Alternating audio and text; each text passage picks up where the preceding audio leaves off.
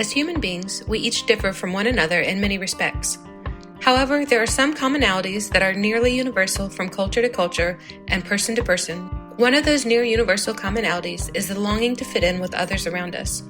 Whether at school, at home, in our communities, or at work, most humans desire to some degree to feel like they belong.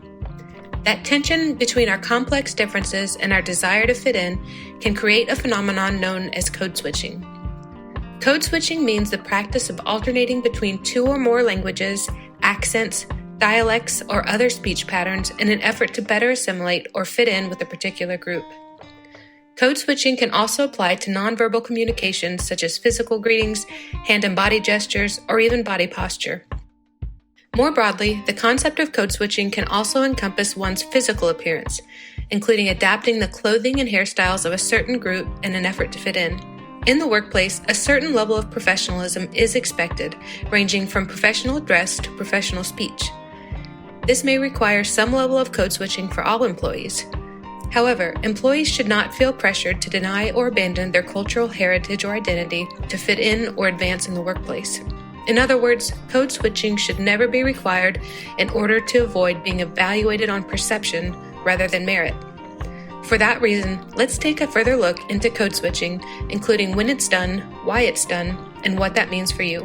Code switching may occur when a person transitions between two different settings, such as from workplace to home or a religious institution to a social setting. Code switching may also occur when interacting with other individuals whose backgrounds differ from our own, whether due to race, gender, regional origin, age, educational level, or other socioeconomic differences. Code switching can occur for different reasons, including for the purpose of making others feel more comfortable. In this sense, code switching can be healthy to an extent. For example, if your job requires you to travel to a foreign country, you may want to learn local customs so that you can act, speak, or dress in a way that is not offensive to local residents. Or a person may be more mindful of their word choices when they are around somebody from a strict religious background. However, code switching can also be done for the purpose of avoiding the negative impact of bias. This is where it becomes a problem in the workplace. When bias comes into play, employees start to be measured on external characteristics rather than objective merit. When this happens, or is perceived to happen, individuals may feel additional pressure to code switch in order to avoid bias. Let's take an example. Amar Singh is a Pakistani American who is about to graduate with a master's in banking and finance. His family is Sikh, and until graduate school, Amar wore a traditional Sikh turban and facial hair. Amar met with his career counselor during his final semester.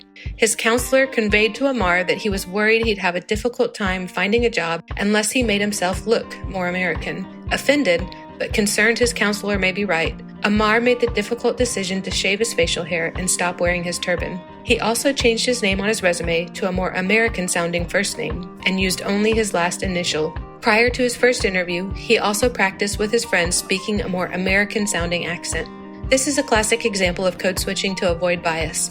Amar changed his appearance, his name, and his pattern of speech in order to avoid possible discrimination from prospective employers. He felt pressured to compromise his cultural heritage and belief system in order to make himself more employable. Code switching for the purpose of avoiding bias can be problematic on many fronts. Anytime bias in the workplace affects decisions such as hiring or promoting, it is fundamentally unfair and possibly legal discrimination. Employees should be evaluated on their skill and merit, not on their external characteristics.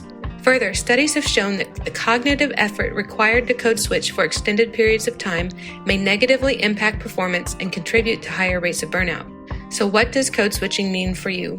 As individuals and as teams, we should do what we can to foster a company culture that is free from bias and discrimination so that no one feels pressure to hide their identity in order to be evaluated fairly. Be mindful of your own implicit biases and how they may affect your view of coworkers from different backgrounds. When making decisions, always focus on objective criteria to measure performance.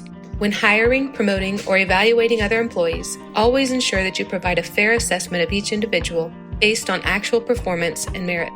Additionally, always avoid negative comments that increase the pressure for other individuals to code switch. More specifically, avoid negative comments about your coworkers' accents, hairstyles, clothing, or other characteristics that may be culturally significant.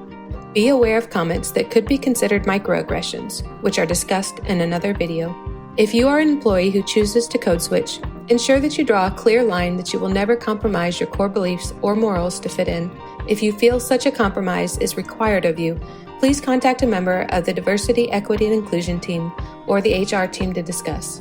Workplaces that place high emphasis on cultural conformity, in other words, strongly push employees to code switch in order to fit in, run the risk of overlooking merit in favor of physical and linguistic characteristics. This may leave employees with a difficult decision. Should I be myself, or should I code switch to feel like I belong?